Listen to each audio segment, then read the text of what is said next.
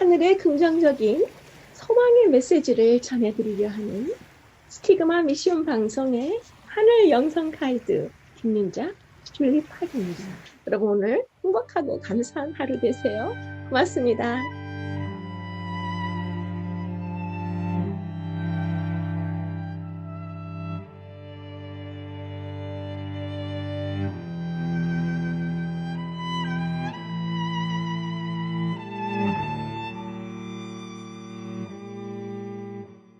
신명기 13과 이제 그 마지막 시간이 되었습니다. 오늘은 모세의 부활을 주제로 해서 공부하시도록 하겠습니다. 어렵고 딱딱해 보이는 이 신명기서를 쉽고 은혜롭고 또 재미있게 공부하실 수 있도록 진행해 드리려고 애쓰다 보니까 벌써 3달이 훌쩍 지나서 오늘 제13가 마지막 화가 되었습니다.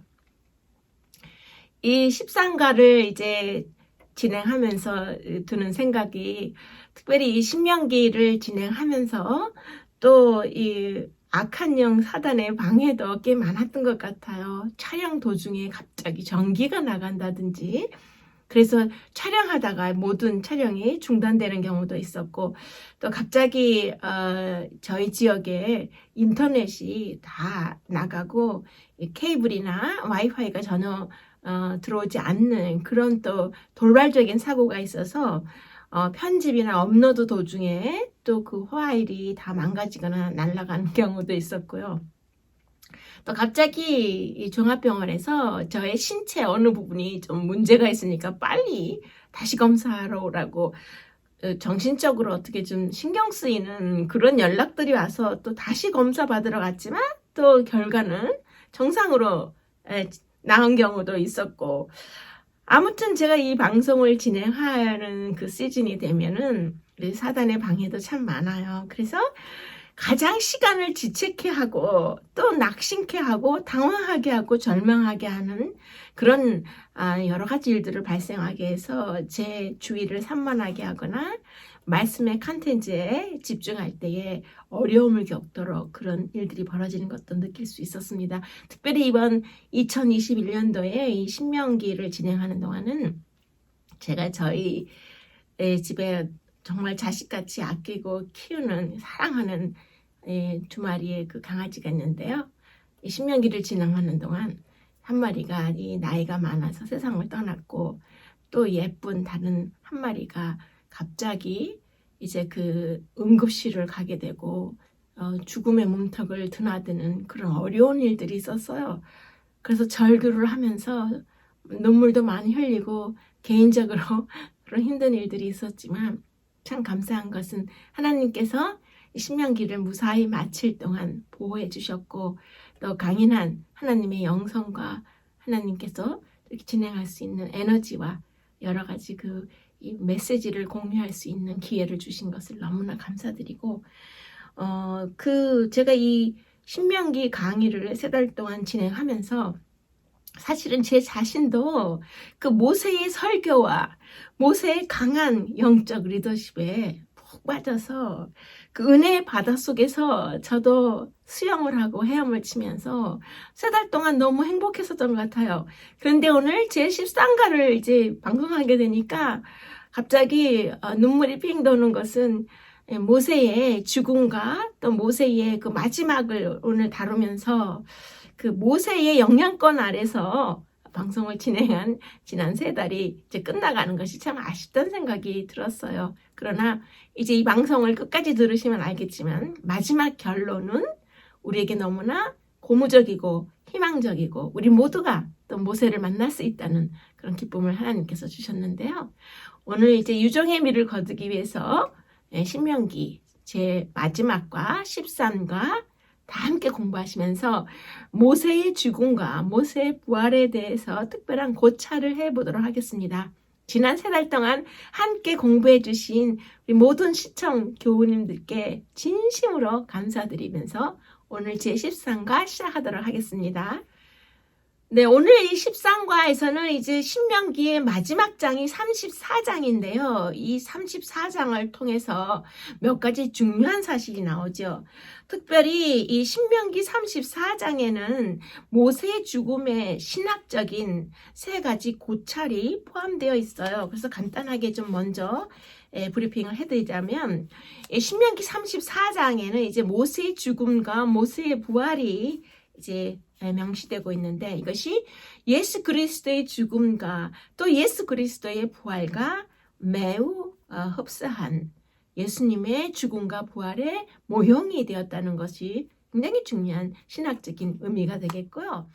그 다음에 이제 두 번째로 중요한 신학적인 의미는, 이 모세가 죽을 때 120세였다는 거 여러분 잘 아실 거예요. 그러나 그의 눈이 흐려지지 아니하고 그의 기력이 쇠하지 아니었다고 해서 굉장히 그 정정한 상태, 그 기력이 많이 남아있는 아주 활력적인 그런 모습에서 이제 모세가 죽음을 맞이하는 점을 우리가 생각해 볼 때에, 이 모세가 이제 역사의 이 무대에서 사라지는 것은 모세가 죽을 때가 되어서 기력이 쇠해서 그런 것이 아니라 하나님이 모세를 쓰시는 그 시간표가 딱 여기까지인 것입니다. 그래서 우리 자신의 인생에게도 하나님께서 말씀하시는 타이밍이 있어요. 딱 여기까지라는 그 순간이 오게 되면 우리의 모든 상황에 관계없이 하나님께서 우리가 할 수 있는 일에서 물러나게 하신다는 것을 이번 34장에서 여러분들이 좀 생각해 보시면 좋을 것 같아요. 그런데 모세가 120살이면은 그 당시 이제 평균 수명이 많이 이제 좀 짧아졌죠. 아무래도 그 전 시대보다. 그래서 120살이면은 그 당시의 평균 수명보다는 그래도 건강하게 아주 오래 살았다라는 것을 우리가 알 수 있는데요. 모세가 좀 특별한 것은 120세가 되어도 그의 눈이 흐려지지 않고 또 기력이 쇠하지 아니었다는 것은, 그가 그렇게 광야에서 방황도 많이 하고 이스라엘 백성을 위해서 고생을 엄청 했잖아요. 그런데 그가 그 여러 가지 그 과도한 책임과 그런 여러 가지 어려움에도 불구하고 하나님께서 모세를 매우 건강하게 유지하시고 그런 축복을 주셨다라는 것을 알 수 있습니다. 그 다음에 이 신명기 34장을 통해서 우리가 세 번째로 볼 수 있는 것은 모세의 무덤이 사라지게 하셨다는 그런 특별한 점인데요. 인간의 삶의 자국에 인간의 이름이나 영광이 드러나지 않도록 하신 것입니다. 그래서 하나님의 그 보시기에는 영원한 것은 오로지 세 가지밖에 없다 그랬어요. 예수 그리스도, 예수님 자신과 그 다음에 그리스도께서 하신 일, 우리를 구원하신 일과 하나님의 말씀이 영원히 변하지 않는다는 것. 그 세 가지만 영원한 것이지 우리 인간의 삶을 둘러싼 것에는 영원한 것이 없다는 것을 모세의 죽음을 통해서도 우리가 또 알게 되는 것이죠. 그 다음에 이제 또 이 신명기 34장을 통해서 우리가 생각해 볼 수 있는 것은, 모세가 이제 그의 타이밍이 다 돼서 인수인계 작업을 할 때 여호수아에게 승계 작업을 한 것이죠. 그런데 여호수아에게 이 모든 것을 넘긴 것은 이 여호수아가 지혜의 영이 있는 사람이었다라는 표현이 나와요. 이 지혜의 영은 바로 하나님의 말씀을 뜻하는 것입니다. 그래서 이스라엘의 운명을 짊어지게 될 모세의 다음 지도자, 그 사람의 리더십에 하나님께서 가장 중요하게 보신 것은 하나님의 말씀의 영이 있었는가를 보신 것입니다. 그리고 이제 세 번째로 이 신명기 34장에서 우리가 생각해 볼 수 있는 것은 모세의 특별했던 삶에 그의 평생을 마지막으로 평가하신 하나님의 결과가 나오는 것입니다. 비록 인간적인 실수로 모세가 이 세상에서의 가나안 땅을 밟아보지 못하고 너무 애통하고 한스럽게 그의 눈을 감게 되죠. 그러나 더 이상 모세와 같은 그런 훌륭한 지도자가 이제 역사에 출연할 수 없을 정도로 모세는 하나님의 임재와 하나님이 함께 하심 속에서 그 생을 마친 것을 우리가 알 수 있고, 특별히 이제 그의 삶이 마친 후에 하나님께서 내리신 모세에 대한 그의 삶의 최종 평가는 모세의 특별한 부활로, 모세의 특별한 축복의 부활로 죽은 자 가운데서 부활해서 하늘로 올리워진 인류 최초의 사람이라는 영광의 최고 보상을 모세에게 주신 것입니다. 그래서 모세가 비록 이 땅에서는 그가 그렇게 애타하던 가나안 땅을 밟아보지 못하고 모든 이 작업을 이제 여호수아에게 그 리더십을 넘기게 되고 안타깝게 눈을 감지만, 하나님께서 보신 모세의 삶의 최종 평가는 죽은 후에 부활되는 인류 최초의 생명으로서 모세가 선택됨으로써 하나님이 보실 때에 모세의 삶이 얼마나 값진 평생의 그런 최종 평가를 받았는지 우리가 결론을 내릴 수 있는 것입니다. 그러면 이제 신명기 34장 7절에서 8절을 보시겠습니다. 모세가 죽을 때 나이 120세였으나 그의 눈이 흐리지 아니하였고 기력이 쇠하지 아니하였더라. 이스라엘 자손이 모압 평지에서 모세를 위하여 애곡하는 기간이 끝나도록 모세를 위하여 30일을 애곡하니라. 신명기 34장은 모세의 죽음을 애곡하고 또 그의 치적을 칭송하는 그런 장이 되겠습니다. 그러므로 신명기 34장은 모세가 직접 기록하지 못하고 그의 죽음 후에 그의 후계자였던 여호수아가 기록하였다고 보는데요. 하나님의 명령대로 모세는 느보산의 최고봉이었던 비스가산에 올라가서 약속의 땅을 바라보면서 죽음을 맞이합니다. 모세의 시체는 모압의 골짜기에 장사되었지만 그의 묻힌 곳을 아는 자가 없다는 것은 그가 부활하여 승천하였음을 말해주고 있습니다. 모세는 하나님과 대면해서 말하던 사람이고 하나님의 지시에 따라 이스라엘 백성들을 40년 동안이나 이끌던 지도자였죠. 모세 이후에는 이스라엘에 모세와 같은 선지자가 일어나지 못하였다고 분명히 말하고 있는 것입니다.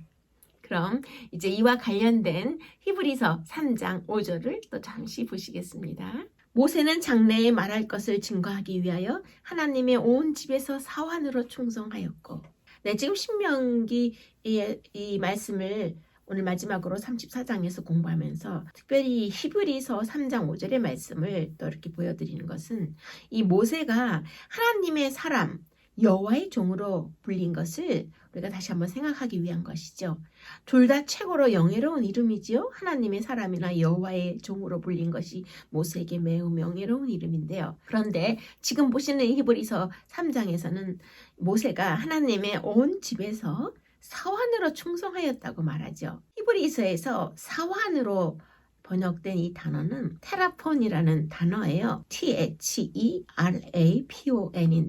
오늘날 사용되고 있는 영어 단어 테라피, 치료를 의미하는 이 테라피라는 단어가 바로 이 헬라어와 동일한 어원에서 파생된 거예요. 그래서 이 사환이란 뜻이 테라피랑 비슷한 테라폰이라는 단어로 이 표현이 됐는데, 이 용어는 환자의 침상 곁에서 의사가 행하는 것과 같은 동정적이고 성실한 그런 봉사를 바로 사환이란 단어 테라폰으로 표시했다라고 아시고 지나가시면 좋겠습니다. 네, 그럼 첫째 소재에서는 이제 모세가 저지른 잘못, 모세의 죄가 무엇인가 두 가지를 이제 그 중에 한 가지, 첫째 죄를 아주 자세하게 공부를 하시는데, 잘 아시는 대로 그 반석에서 물을 나오게 한 무리바에서의 사고죠.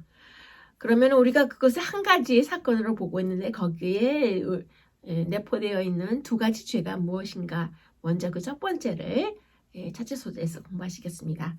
그러면 지금 첫째 소재의 그 모세의 죄의 첫 번째 죄를 생각해 볼 때 민수기 20장의 5절과 4절을 비교해서 함께 보시면 참 좋을 것 같아요. 그래서 한 영상에 두 개의 성경절을 담아 보았습니다. 그러면 왼쪽과 오른쪽에 있는 성경을 함께 보시겠습니다. 왼쪽에 민수기 20장 5절이 먼저 나오죠. 어찌하여 우리를 애굽에서 나오게 하여 이 악한 곳으로 인도하였느냐라는 말씀이 있고, 이제 오른쪽에 보시면 민수기 20장 4절, 다 여기서 죽게 하느냐. 지금 이 두 개의 성경절은 무리바 사건에서의 이스라엘 백성들이 불평하는 그런 이 내용이죠. 갑자기 먹을 물이 부족하게 되자 이스라엘 백성들은 모세와 아론에게 불평하기 시작했죠. 예전에는 그들에게 물을 공급해 줄 수 있으셨던 하나님께서 이제는 왜 그렇게 할 수 없게 되신 것이었을까? 그들은 그렇게 생각하였는데 물론 아니었어요. 하나님께서는 물론 물을 공급해 주실 능력이 있으셨는데 또 그렇게 하시려고 하셨어요. 그런데 그들의 여행 중에 물이 필요할 때는 언제든지 그들이 머물고 있는 진영 부근에 있는 바위 틈에서 물이 흘러나왔습니다. 이스라엘 백성들이 반역하고 광야에서 방황하는 동안에도 하나님께서는 계속해서 기적적인 방법으로 이스라엘 백성들의 필요를 채우신 걸 우리가 잘 알고 있어요. 그들이 자격 없음에도 불구하고 하나님께서는 그 백성들에게 계속 은혜를 베푸셨던 것인데요. 오늘을 살아가는 우리들 또한 받을 자격이 없지만 하나님의 은혜를 계속해서 받으며 살고 있는 것입니다. 만약 우리가 받을 자격이 있어서 받는 것이라면 그것은 더 이상 하나님의 은혜가 아닐 것입니다. 그러면 모세가 반석을 2번이나 치면서 했던 말을 살펴보겠습니다. 패역한 너희여 들으라. 우리가 너희를 위하여 이 반석에서 물을 내랴 하고 민수기 20장 10절에 말하고 있어요. 모세가 그들을 향해서 반역자들, 패역한 패역자들이라고 한 것을 보면 모세가 얼마나 화가 났었는지 짐작할 수 있죠. 그런데 여기에서 큰 문제는 모세가 우리가 너희를 위하여 이 반석에서 물을 내랴 라고 말함으로써 마치 자신을 포함한 하나님이 아닌 인간이라는 존재가 이 반석에서부터 물을 낼 수 있는 것처럼 이야기한 거였어요. 그 순간 모세는 그의 분노로 인해서 오직 하나님의 능력만이 그와 같은 기적을 일으킬 수 있었던 것을 순간적으로 간과하고 잊은 것입니다. 모세는 그 분노의 감정으로 인해서 오직 하나님만이 하실 수 있는 일을 마치 자기 자신이 백성들을 위해 할 수 있는 것처럼 이야기하는 실수를 저질렀는 것. 이것이 바로 모세의 첫 번째 죄가 되겠습니다. 모세는 아주 큰 과오를 범한 거예요. 분노한 감정으로 말하면서 그의 말에서 하나님께서 모욕을 당하셨기 때문에 하나님을 위한 거룩한 분노라기보다는 오히려 자기 자신의 인간적인 감정과 분노의 표출로서 이러한 말을 하면서 지금 보시는 이 사진과 같은 이런 상황을 해주실 수 있는 이 하나님을 잘못 표시하고 하나님께 대한 믿음이 흔들리는 그런 실수를 저지른 것입니다. 그러면 첫째 소재의 적용을 보시면 우리가 얼마나 자주 홧김에 하지 말아야 할 말이나 행동을 하고 있는지 생각해 보십시오 라고 말하고 있어요. 이렇게 성급한 말이나 행동을 하기 전에 잠시 하나님께 기도드리는 습관을 가지면 얼마나 좋을까라고 지금 말하고 있어요. 그 다음에 또 첫째 소재의 묵상을 보시면 우리 안에 분노를 제어하지 못하면 어떤 문제가 발생하는가요? 라고 묻고 있죠. 너무나 우리가 잘 아는 대답이기도 하지만 또 참으로 현명한 어떤 사고방식이 필요한 그런 질문이기도 해요. 그래서 저는 잠시 그리스도인이 평화로운 일상을 유지하는 비결을 3가지만 짧게 말씀드리겠습니다. 이것은 김윤자 행복 힐링 세미나라는 프로그램을 진행할 때 많이 다뤄드리는 내용 중에 일부분이기도 합니다만은 오늘은 시간상 아주 짧게 3가지만 잠시 말씀드리고 지금 첫째 소재에서 말하고 있는 이 적용의 질문과 묵상의 질문을 대신하도록 하겠습니다. 사소한 것에 연연하지 말라. 그런데 모든 것은 다 사소하다. 이것이 우리 인생에 정말 중요한 비결이 되겠습니다. 사소한 것에 연연하며 끙끙대지 않는다면 완벽한 인생에 대한 집착에서 벗어나서 비저항적인 자세로 삶이 제공하는 것들을 수용하는 법을 배울 수 있어요. 모든 힘을 쥐어 짜내서 나의 인생에 대항하는 대신에 내 주위에 일어나는 문제들을 그냥 지나가도록 하는 법을 터득하기만 한다면 우리의 삶은 훨씬 순조로워질 것입니다. 변화될 수 있는 것들은 변화시키고 그럴 수 없는 것들은 수용하고 그것들의 차이를 아는 지혜를 얻게 되는 것이죠. 사소한 것에 연연하지 말라. 그런데 인생에 있는 모든 것은 다 사소하다라는 것이죠. 이러한 사실을 자신의 삶에 적용시킬 때 여러분은 평화와 사랑이 충만한 그리스도인의 모습으로 새로 태어날 것입니다. 주위에서 늘상 일어나는 별로 유쾌하지 않은 일들에 대해서 우리가 그냥 대수롭지 않게 넘어감으로써 우리는 내 자신의 귀중한 행복을 지키고 또 또 다른 사람의 문제에 쉽게 휩쓸리는 실수를 피할 수 있는 것입니다. 우리가 살아가는 일상에서는 사소하면서도 짜증스러운 일들이 참 많이 있죠. 새치기 하는 차가 많은 운전길에서도 그렇고 얼토당토하는 비난을 듣게 되기도 하고 또 사소한 것들을 신경 쓰지 않는 방법을 깨닫게 되면 그것에 대한 우리 인생에 대한 보상은 엄청난 것입니다. 그런데 너무나 많은 사람들이 사소한 일에 끙끙대느라 정력을 낭비하고 인생의 신비로움과 아름다움을 완전히 잃어버린 채 살아가는 것입니다. 만약 지금부터라도 사소한 일에서 자유로워지기 위해 노력한다면 정말 놀랍게도 우리는 좀 더 강해지고 더욱 친절하고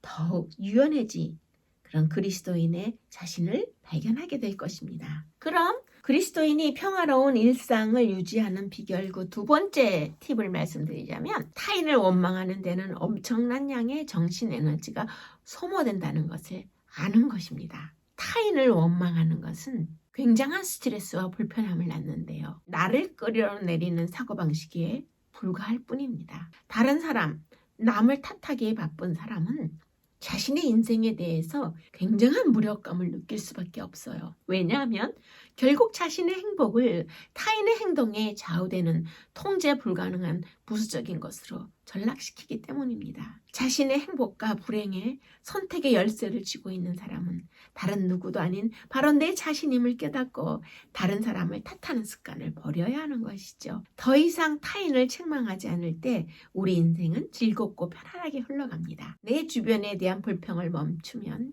무슨 일이 일어나는지 스스로 주의 깊게 한번 지켜보시기 바랍니다. 멋있는 인생을 만들기 위해서 반드시 알고 있어야 할 중요한 사실 중 하나는 타인을 평가하고 판단하는데 엄청난 양의 나의 소중한 에너지가 낭비되고 소모된다는 것이고 자신이 되고 싶어하는 내 자신의 미래의 모습으로부터 점점 멀어지게만 만든다는 사실이죠. 그러면 이제 그리스도인이 평화로운 일상을 유지하는 비결 그 세 번째 팁을 말씀드리자면 다른 사람의 잘못을 지적하는 습관을 버리라는 것입니다. 우리가 자신에게 던지는 중요한 질문들 중에 하나는 내 자신이 항상 옳기를 원하는가? 아니면 내 자신이 행복하기를 원하는가입니다. 내 자신의 입장을 방어하고 내 자신의 정당성을 입증하는 일은 나의 정신을 매우 피로하게 만들고 때로는 많은 사람들로부터 내 자신을 소외시키기도 하지요. 내 자신이 옳다는 것을 입증하거나 혹은 상대방이 틀리다는 것을 입증하는 것은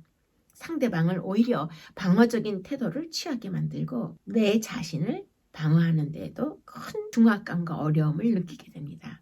우리들 중 대부분은 자신이 옳고 상대방이 틀리다는 것을 증명하거나 지적하는데 내 자신의 너무나 많은 소중한 시간과 에너지를 낭비하고 있음이 분명한 현실임을 깨닫는다면 우리가 이렇게 분노하거나 홧김에 저지르는 말이나 행동에 그런 부담감에서 자유로워지지 않을까 그런 생각에 세 가지를 말씀드렸습니다.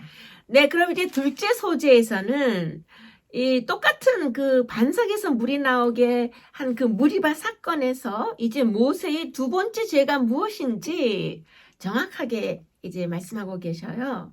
그러면 우리가 이 상황이 어떤지 다시 자세히 들여다보도록 하겠습니다. 네, 둘째 소재에서는 이제 모세의 이제 그 두 번째 죄를 공부하시는데 똑같은 그 사건이에요. 반석에서 물이 나게 한 그 무리바 사건에서 모세가 저지른 잘못이 그 내용은 비슷하게 보이지만 지금 첫째 소재에서 배우신 하나님만이 하실 수 있는 일을 마치 인간도 그렇게 할 수 있는 것처럼 우리가 이 반석에서 물을 내랴? 라고 말한 그 실수에 또 이어서 지금 이 둘째 소재에서 중요하게 생각하고 있는 모세의 또 다른 죄가 있습니다.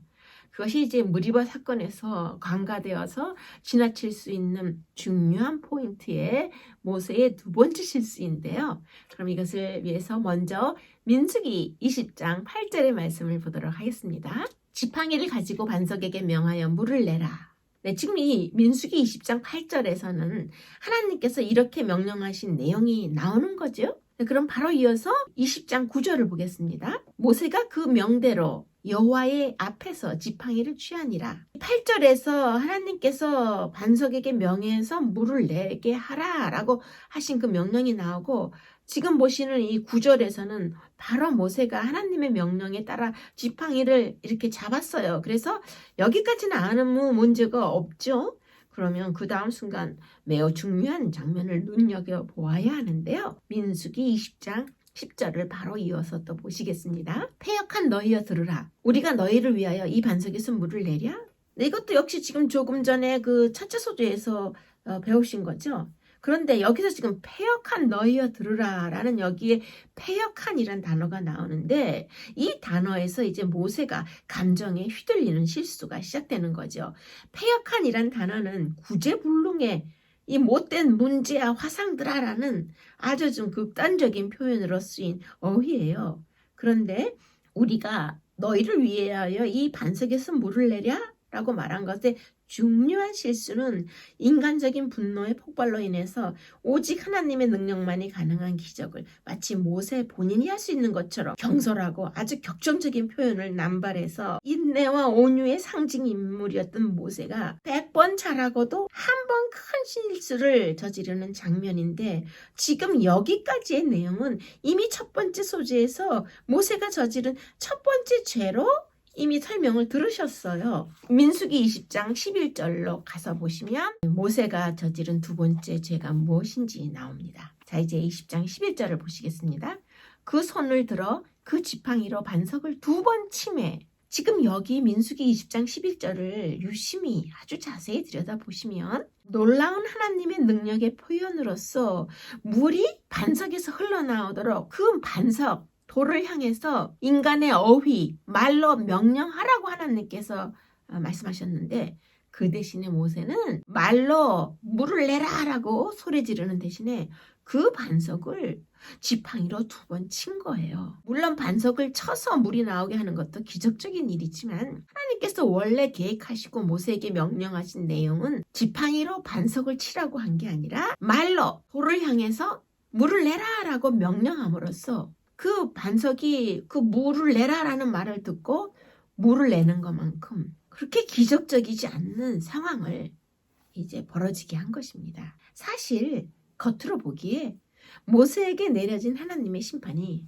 매우 과한 것처럼 보일 수도 있어요. 지금껏 그렇게 고생하면서 백성들을 인도해 왔음에도 불구하고 모세는 약속의 땅에 들어가도록 허락되지 않을 것이라는 하나님의 결정은 사랑의 하나님으로서 모세가 저지른 이 작은 한 번의 경솔한 행동 때문에 모세가 그토록 오랫동안 갈망했던 일을 이루지 못하게 되었다는 사실이 우리 사람들이 생각할 때는 너무 가혹한 것이 아닌가 하고 의아하게 만들 수도 있어요. 그런데 모세가 하나님의 자리를 차지하려고 했던 그 첫 번째 죄 이외에도 지금 보신 것처럼 말로서 명령하라 한 것을 그냥 지팡이로 그 반석을 2번 치는 그런 분노의 표시로 인해서 그의 믿음의 부족의 죄를 범한 것이죠. 그래서 모세는 하나님을 만난 경험에 비해서 믿음의 부족을 보인 것입니다. 모세는 다른 사람들과 달리 불타는 떨기나무에서부터 시작해서 오랜 세월을 지금까지 계속해서 하나님과 함께하는 특별한 특권의 경험을 했던 지도자였는데요. 그런 모세가 하나님께서 분명히 말로 물을 내라 라고 그렇게 명령을 하셨는데 그렇게 하지 않냐고 홧김에 지팡이로 반석을 2번 친 것은 하나님께서 하신 명령의 말씀에 대한 온전한 믿음을 보이지 못했다는 뜻이었고 그 결과 모세는 이스라엘 백성 앞에서 하나님의 거룩함을 나타내지 못한 것입니다. 만일 모세가 백성들이 반역을 일으키는 가운데서도 하나님께 향한 굳건한 믿음과 신뢰를 보이는 침착하고 올바른 선택을 했다면 모세는 모든 이스라엘 백성들 앞에서 하나님께 영광을 돌릴 뿐만 아니라 또 그들에게 참된 믿음과 순종이 무엇인지를 분명하게 보여줄 수 있었을 텐데 그러한 소중한 기회를 놓친 것입니다. 둘째 소재의 묵상의 질문을 보시면 모세에게 일어난 일을 보면서 이스라엘 백성들은 어떤 교훈을 배워야 할까요? 라고 묻고 있어요.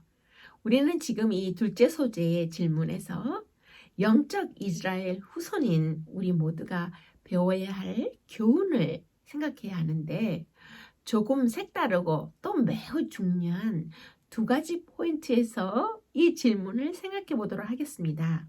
그러면 첫 번째 포인트를 위해서 요한복음 21장 22절에 하단에 있는 말씀을 보시도록 하겠습니다. 내게 무슨 상관이냐? 너는 나를 따르라.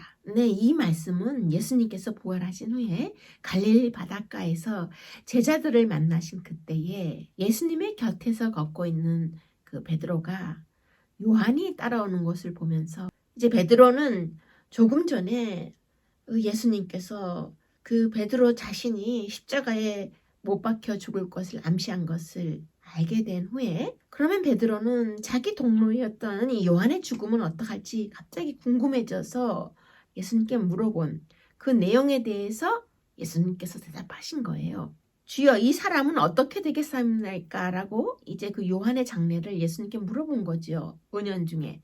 그랬을 때 예수님께서는 그것이 내게 무슨 상관이냐? 너는 다른 사람 일을 신경 쓰지 말고 나를 따르라라고 지금 말씀하신 거죠. 이 부분에서 모세가 그렇게 가나안을 들어가고 싶어 했을 때 하나님께서 너는 가나안으로 결코 들어가지 못하리라 라고 모세에게 대답하신 냉정에 보이시기까지 한 하나님을 우리가 연상해 볼 수 있습니다. 바로 지금 보시는 이 요한복음 21장 22절에서 모세에게 일어난 일을 보면서 우리 영적 이스라엘 후손으로서 배울 수 있는 교훈을 생각해 보자면 하나님께서는 다른 사람들에게 위탁된 일에 대해서 쓸데없이 궁금해하거나 걱정하지 말고 오직 나에게 맡겨진 내 자신에게 주어주신 하나님의 소명을 따르고 오직 그리스도만을 따르는 것이 모든 사람의 의무라는 것을 말씀하시고 또 그것이 하나님을 사랑하는 태도라고 말씀하시는 것입니다.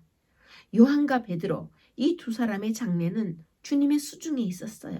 주님을 따르는 일에서 순종은 각 사람에게 요구되는 의무였는데요. 오늘날에도 베드로와 같은 사람이 얼마나 많은가요? 다른 사람의 일에 관심을 가지고 다른 사람의 의무를 몹시 알고 싶어하는, 그래서 자기 자신의 의무를 게을리하는 위험에 빠져있는 모든 그리스도인들을 위해서 이렇게 말씀하고 계시는 것을 우리가 생각해 보시면 좋겠습니다. 두 번째 포인트는 두 개의 성경절을 제가 한 번에 보여드리면서 또 생각해 보도록 하겠어요. 그럼 먼저 아모스 3장 2절에 보시면 그러므로 내가 너희 모든 죄악을 너희에게 보응하리라 하셨나니 라고 말씀하고 계시죠. 그럼 오른쪽의 성경절에는 베드로전서 4장 17절이 나오죠. 하나님 집에서 심판을 시작할 때가 되었나니 하나님의 복음을 순종치 아니하는 자들의 그 마지막이 어떠하며 라고 말씀하고 있어요. 지금 우리가 지금 둘째 소재의 이 묵상의 질문에서 모세에게 일어난 일을 보면서 우리 이스라엘 백성, 영적 이스라엘 백성은 어떤 교훈을 배워야 되나라고 묻고 있는데 굉장히 중요한 대목이죠. 한 나라의 왕의 자녀들은 그들이 왕의 자녀라는 이유 때문에 어느 누구보다도 왕국의 법을 존중해야 합니다. 그러므로 왕자들이 국법을 어기고 정부의 권위를 실추시킬 때는 상당한 형벌을 받음으로써 타의 본이 되게 하는 것이죠. 그들이 왕실의 왕자라는 이유로 정부의 재반 규정을 다반사로 무시하는 것은 정부 자체를 노골적으로 모독하는 처사이고 결국 또 그 나라의 백성들로 하여금 이렇게 동일한 일을 하고 동일하게 규정을 무시해도 좋다는 보증을 세우는 격이 되죠. 하물며 하나님의 통치에 있어서는 더 그렇게 할 것이 아닌가요? 모세가 그토록 약속의 땅에 들어가고 싶어 했지만 단호하게 그를 그 땅에 들어가지 못하게 한 것은 하나님의 통치의 방법이었어요. 모세는 자기 입술로 경고망동하게 말하여서 무리바 물가에서 이스라엘 온 회중이 보는 앞에서 하나님을 영화롭게 하지 못했죠. 이로 인해서 모세는 요단을 건너 약속의 땅에 발을 딛는 일을 금지당한 것입니다. 우리도 또한 하나님의 통치하시는 왕국의 후손으로서 그 왕실의 가족으로서 하나님의 은혜에 일방적이고도 매우 조심스러운 개념을 주의해야 하는데요. 우리는 하나님의 은혜와 사랑의 대상자, 곧 하나님의 자녀이며 그리스도의 지체라는 사실 자체가 우리로 하여금 하나님의 통치를 보다 경건하게 유의하도록 만드는 중요한 사실임을 잊지 말고 우리는 하나님의 왕국의 하나님의 자녀이므로 하나님의 자녀답게 행동해야 하는 것이 지금 이 모세에게 일어난 일을 보면서 우리가 배울 수 있는 아주 중요한 교훈이라고 생각합니다. 그러면 이제 셋째 소재에서 모세의 죽음이 나오죠. 그러면 신명기 34장 4절을 함께 보시겠습니다. 이는 내가 아브라함과 이삭과 야곱에게 맹세하여 그의 후손에게 주리라 한 땅이라. 내가 내 눈으로 보게 하였거니와 너는 그리로 건너가지 못하리라. 이제 이 신명기 34장에서는 이스라엘의 지도자로서의 모세 사업이 모두 끝나는 것을 볼 수 있습니다. 모세는 자기가 죽어야 함을 알았지만 죽는 순간까지 한순간도 이스라엘을 위한 자신의 염려를 그치지 않았어요. 이스라엘 백성들이 얼마 후에 그들 중에서 사라질 연로한 모세를 바라볼 때에 깊이 감사하는 마음으로 모세의 친절함과 모세의 현명한 권고와 또 모세가 그들에게 베푼 부단한 노력들을 회상하였습니다. 이스라엘 백성들의 슬픔은 후회로 더욱 고조되었고 그들의 완고함이 모세를 노하게 하여 결국 모세로 하여금 죽을 수밖에 없는 죄를 범하게 했음을 통졸히 기억했습니다. 그들의 사랑하는 지도자 모세가 해임되고 떠나는 것은 이스라엘 백성들이 받았을 어떤 견책보다도 그들에게 훨씬 더 큰 후회스러운 견책이 되었을 것입니다. 가장 쓰라린 시련은 모세가 보호하고 사랑하던 백성, 그의 관심과 생명이 그처럼 오랫동안 연합되었던 그의 백성에게서 떠나는 일이었습니다. 그러나 모세는 하나님을 신뢰하는 법을 배웠으므로 의심 없이 믿음으로 자기 자신과 그의 백성을 하나님의 사랑과 자비에 의탁하였습니다. 신명기 34장 1절을 보시면 이제 모세는 회중을 떠나서 조용히 홀로 산 중턱으로 향하는 모습을 볼 수 있죠. 그래서 모세가 느보산에 올라 비스가산 꼭대기에 이르르는 그런 장면이 나오게 됩니다. 그럼 지금 지도를 보시는데요. 왼쪽에 있는 지도는 이제 이스라엘 지도죠. 영문으로 되어 있는데 붉은 글씨로 마운트 느보라고 써 있는 그 느보산의 위치가 지금 그 지도에 잘 보이고 있어요. 이 지도의 오른쪽을 보시면 이제 한글로 된 지도인데 왼쪽에 지중해가 나오고 또 오른쪽에 위에는 시리아, 그 밑에가 요르단이 있죠. 또 맨 아래에 이집트가 보이는데 바로 그 오른쪽 중간에 요르단의 지도에 보시면 사해 옆으로 느보산이라는 까만 글씨에 표시가 되어 있는 것을 보실 수 있어서 느보산이 지금 어느 위치에 있구나라는 것을 여러분들이 이 지도를 통해서 상상해 보실 수 있습니다. 아바림 산의 여러 봉우리 중에서 일부가 느보산이었고 느보산의 최고봉이 비스가산이었어요. 우리가 알프스산이라 그래도 알프스산에는 많은 봉우리의 이름이 있고 산에 포함된 여러 그 최고봉의 이름들이 다 달라요. 그와 마찬가지로 이 느보산은 비스가산이 있는 어떤 큰 산을 말하고 있는데 최고봉, 가장 높은 그 봉우리가 비스가산이었어요. 모세는 이 비스가산 꼭대기에서 약속의 땅을 바라보았겠죠. 40년 동안이나 그가 인도했던 이스라엘 백성과 함께 가나안 땅에 들어가는 것이 모세의 소원이었어요. 그러나 그의 임무는 모압 평지 바로 여기까지였습니다. 그 다음 사진을 보시면 이제 요르단을 여행하시다 보면 만날 수 있는 그런 모습이에요. 현재의 그 느보산의 모습이 저렇게 보이는데요. 모세가 자기의 노력의 결과를 회상하여 볼 때에 그가 겪은 시련과 희생의 생애는 거의 헛된 것처럼 보였을 거예요. 그러나 모세는 자신이 진 짐들에 대해서 후회하지 않았고 이 느보산에 올라서 모세는 자기의 사명과 사업이 하나님께서 친히 정해주신 고귀한 것임을 알고 느끼고 있었습니다. 그 다음 영상을 보시면 이제 느보산의 또 다른 전경 사진이 나오죠. 관광객들이 이 요르단을 이동할 때 이 느보산 근처에서 이동할 때 이런 후리웨이의 모습이 많이 보이는데요. 저 멀리 지금 느보산의 또 전경이 펼쳐지고 있어요. 비록 모세가 겪은 시련은 컸지만 모세는 하나님의 특별한 은총의 표를 받았습니다. 모세가 광야에서 체류하는 동안 하나님의 능력과 영광의 출현을 모세는 직접 목격하였고 그분의 사랑과 교통하는 값진 경험을 얻었지요. 모세는 이 느보산에 올라서 생각해 볼 때에 잠시 동안 죄악의 낙을 누리는 것보다 오히려 하나님의 백성과 더불어서 이렇게 고난받기를 선택한 것이 자기 인생의 자기 삶에 너무나 현명한 결정이었다고 느꼈을 것입니다. 하나님의 백성의 인도자로서 자기의 경험을 회고하여 볼 때에 모세는 자기 자신이 범한 그 한 번의 그릇된 행위는 그의 생애에 매우 중대한 오점을 남긴 것을 알게 되었어요. 다시 한번 그는 자기 자신의 죄를 자복하고 예수님의 이름으로 그의 생명이 끝나기 전에 이 누보산에서 용서를 간구하였습니다.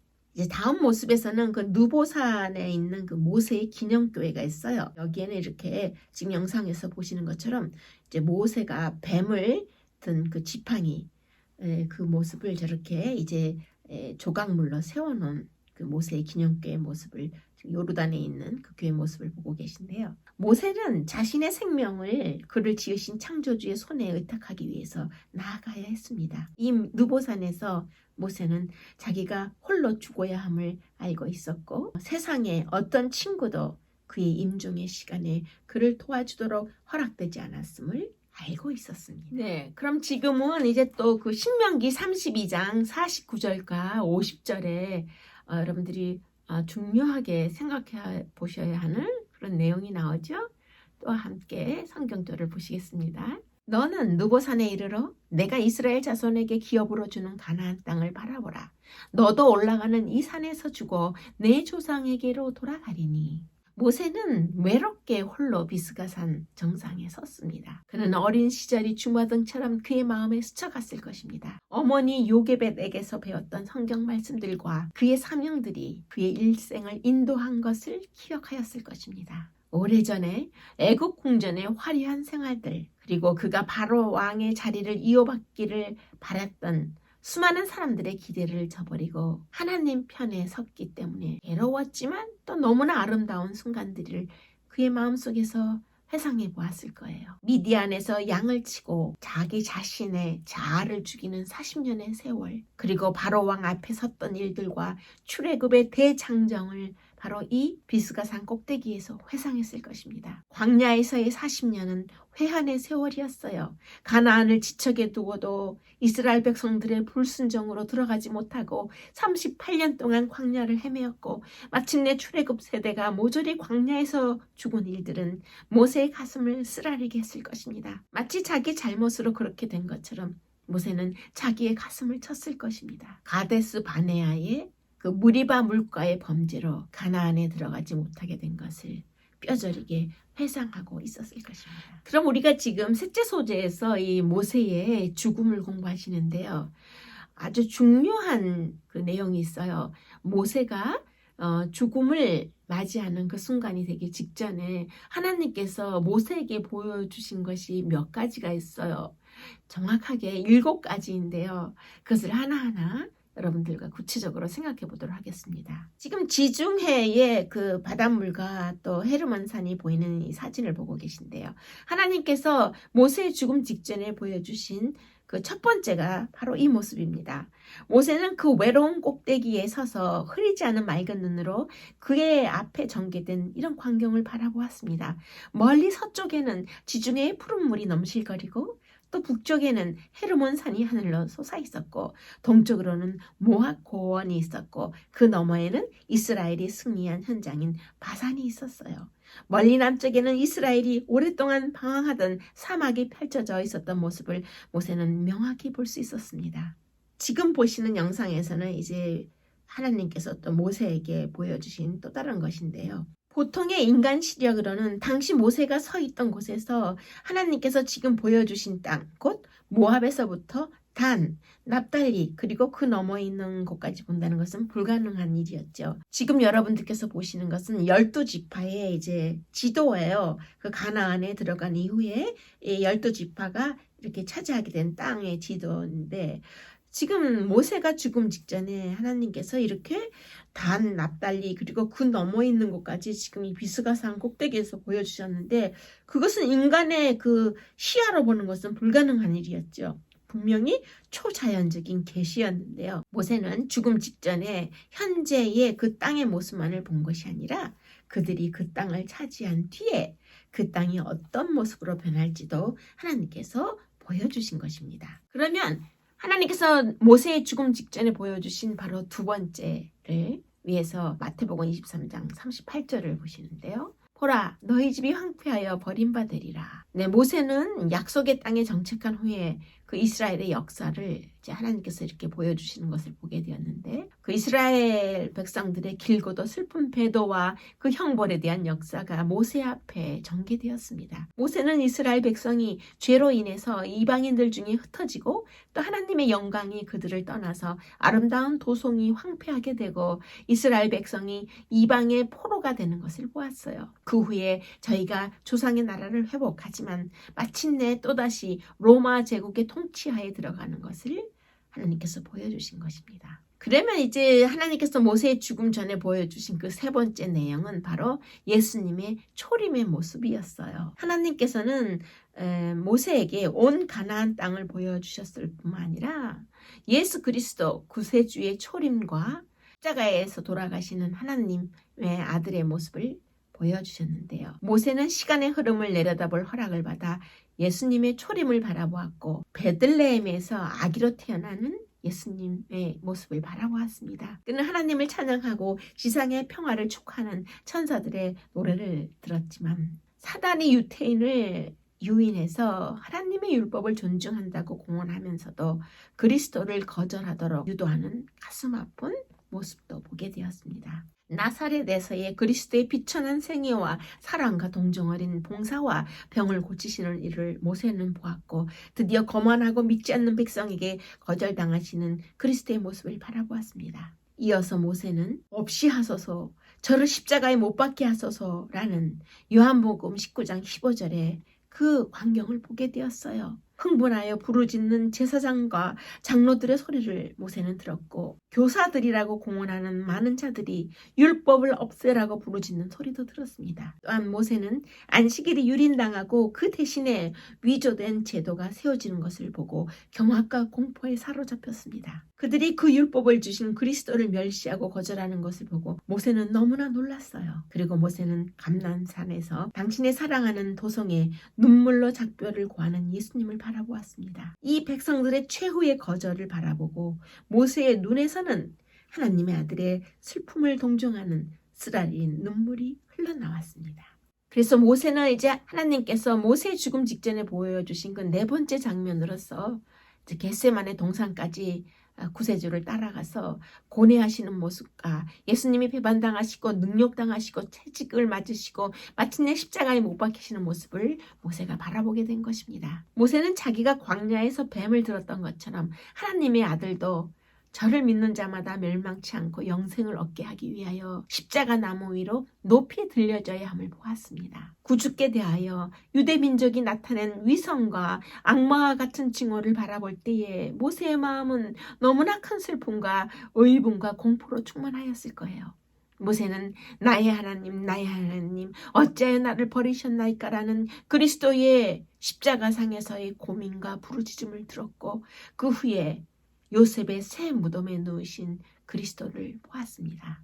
그 후에 하나님께서 모세에게 보여주신 다섯 번째의 그 모습은 이제 그리스도께서 승리자로서 무덤에서 나오시고 그를 찬미하는 천사들의 옹의를 받으면서 부활하는 무리를 인도해서 그리스도께서 하늘로 승천하시는 것을 모세가 보았습니다. 빛나는 하늘 문들이 그리스도를 영접하기 위하여 열려있는 광경과 하늘 천군들이 승리의 노래로 저희 사령관을 맞이하는 것을 모세가 보았어요. 그리고 모세는 자기 자신도 구세주를 수행해서 주님을 위하여 영원한 문들을 열 무리 중에 한 사람임을 보게 된 것입니다. 자기의 생애를 통해 겪은 시련과 희생을 하나님의 아들이 당하는 시련과 희생에 비교할 때 얼마나 작게 보였을까요? 그래서 고린도후서 4장 17절에 지극히 크고 영원한 영광과 비교할 때에 자기가 겪은 고난과 희생이 너무나 가벼웠던 것을 모세는 느꼈습니다. 모세는 그가 비록 적은 분량이지만 그리스도의 고난에 동참자가 되도록 하나님께서 허락해 주신 것을 죽기 전에 몹시 기뻐하였을 것입니다. 그래서 그리스도의 그 크신 희생에 비하면 모세 자신의 희생은 너무나 작고 초라하였다고 생각하였을 것입니다. 모세는 예수님의 제자들이 위험한 세상으로 나아가서 예수님의 복음을 전하기 위해서 목숨을 걸고 희생하는 것을 보았습니다. 하나님께서 아브라함의 자손을 버리지 아니하신 것을 보았고 이스라엘을 통하여 성취하시려고 계획하셨던 하나님의 영광스러운 목적이 성취되는 것을 보게 된 것입니다. 하나님께서 모세의 죽음 전에 보여주신 여섯 번째의 모습은 이 모세가 그리스도께서 영광 중에 재림하시고 죽은 의인이 부활해서 영원한 생명을 얻고 살아있는 성도들이 죽음을 맛보지 않고 변화해서 다 함께 즐거운 노래를 부르면서 하나님의 도성으로 승천하는 것을 보여주신 것입니다. 마침내 이 지구상의 죄악의 역사가 끝나고 그리스도께서 재림하실 때 새 하늘과 새 땅이 펼쳐지는 모습을 바라보며 모세는 자기의 운명의 마지막 순간에 얼마나 기쁘고 감격하였을까요? 이제 모세에게 마지막으로 보여준 모세의 죽음 직전에 하나님께서 보여주신 것은 또 다른 광경이었는데요. 그것은 저주에서 해방된 땅, 조금 전에 그의 앞에 전개되었던 그 아름다운 약속의 땅 가나안과는 비교조차 할 수 없는 훨씬 더 아름다운 하늘 에덴의 모습이었습니다. 그곳은 죄가 없으며 죽음이 들어갈 수 없는 곳이고 거기에는 구원받은 민족들이 그들이 영원한 고향을 발견하게 될 것을 바라보던 모세는 말할 수 없는 기쁨으로 일찍이 그가 상상하던 그의 최대의 희망이었던 가나안 땅에 들어가는 것보다 비교할 수 없는 더욱 큰 영광스러운 구원의 성취를 바라보게 된 것입니다. 그리고 그들의 이 세상에서의 방황은 이제 영원히 끝나고 하나님의 소유인 하나님의 영광의 왕국에서 영적 이스라엘 백성이 마침내 하늘에 있는 하나님의 아름다운 땅에 들어가게 되는 것을 하나님께서 하나님의 은혜와 자비로 모세가 이 땅에서 숨지기 전에 확실하게 보여주신 것입니다. 여호와의 종 모세가 여호와의 말씀대로 모압 땅에서 죽어 벳볼 맞은편 모압 땅에 있는 골짜기에 장사되었고 오늘까지 그 묘를 아는 자 없으니라. 모세가 장사된 것을 알았더라면 모세가 저희와 함께 있을 때에는 그의 권고에 귀를 기울이지 않았던 그 많은 이스라엘 백성들이 그의 시체를 우상처럼 숭배할 위험이 있었습니다. 그 때문에 모세의 장지는 사람들에게 간추인 바 되었고 그러나 하나님의 천사들이 하나님의 충실한 종 모세의 시체를 장사 지내고 외로운 무덤을 지키고 있었던 것입니다. 모세는 비스가산 꼭대기 높은 봉우리에서 하나님과 하나님의 천사들 앞에 섰습니다. 그리고 그는 마음껏 가나안 땅을 바라본 후에 마치 지친 용사처럼 그곳에 누워 쉬었고 깊은 잠에 빠져 그것은 깨어나지 않는 죽음의 잠이 되었습니다. 천사들이 그의 시체를 취해서 골짜기에 장사하였는데요. 모세가 비스가산 꼭대기에 죽어서 벳볼 맞은편 모압 땅의 골짜기에 장사되었지만 아무도 그 장소를 모르도록 한 것입니다. 아마도 자기 자신의 무덤이 신성시되는 것을 막기 위한 모세의 지시였을 것이라고 우리가 생각하는데요. 또한 모세가 부활하여 승천하였기 때문에 모세의 무덤은 더 이상 의미가 없게 된 것입니다. 그래서 모세가 죽은 다음 이스라엘 백성들은 아론이 죽었을 때와 같이 30일을 애곡한 것이 민수기 20장 29절에 나와 있습니다. 네, 아주 중요한 그 모세의 그 죽음과 부활에 대한 내용을 지금 여러분들이 공부하고 계신데요. 그러면 신명기 34장 10절에 있는 말씀을 또 보시도록 하겠습니다. 그 후에는 이스라엘에 모세와 같은 선지자가 일어나지 못하였나니 모세는 여호와께서 대면하여 하시던 자요.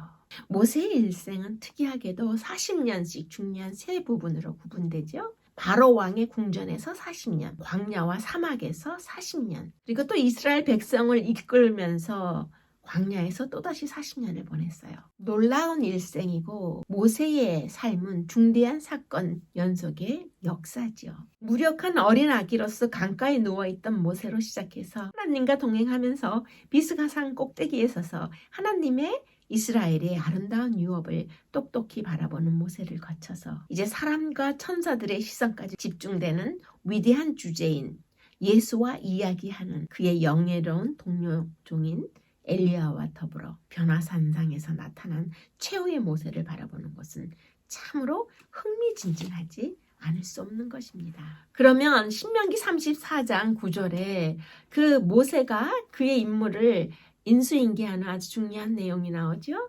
다 함께 보시도록 하겠습니다.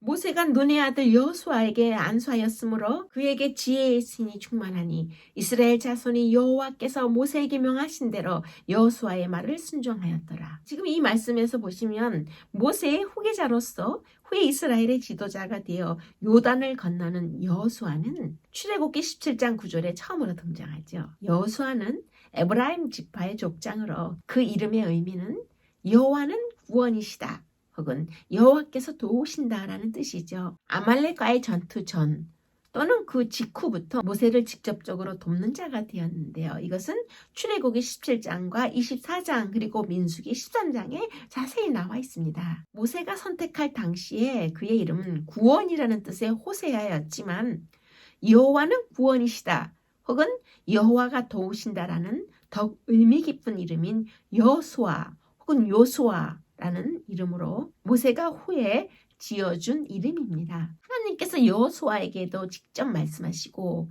또 계속 모세와 함께 이 여호수아가 활동하여 왔기 때문에 지혜의 영이 충만했어요. 그래서 모든 백성이 이 지혜의 영이 충만한 여호수아를 모세의 후계자로 받아들이게 된 것입니다. 모세의 활동 무대는 광야 거기까지였어요. 백성들을 죽음의 강을 건너 작정된 유업으로 인도하는 것은 모세에게 속한 일이 아니었습니다. 그 일은 그의 후계자가 된 여호수아의 일이 된 것입니다. 여호수아는 하나님의 정하신 도구로 모세의 뒤를 이어받아 그의 백성으로 하여금 요단을 건너게 하고 그들이 하나님으로부터 받은 유업의 땅에 정착케 하는 지도자가 된 것이 지금 보시는 신명기 34장 9절에서 말씀하고 계신 것입니다. 네, 그럼 이제 넷째 소재에서는 어떻게 보면 모세의 죽음보다 훨씬 더 중요한 모세의 부활의 내용을 다루고 있어요. 그런데 이 넷째 소재의 내용에 바로 이번 13과의 주제 성경절이죠. 기억절인 유다서 1장 9절이 나오게 됩니다.